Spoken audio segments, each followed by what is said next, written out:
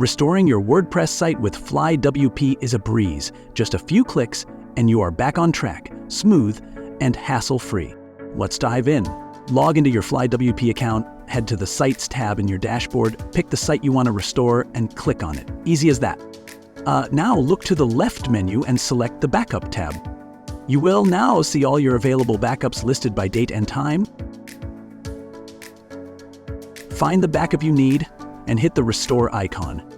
A pop-up will appear asking you to type Confirm. Do that and click the Restore button. That's it. Sit back, relax, and let FlyWP do its magic. You'll get a notification once the restoration is complete. And boom, your site is restored. That's it.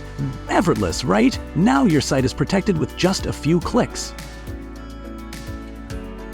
Thanks for tuning in.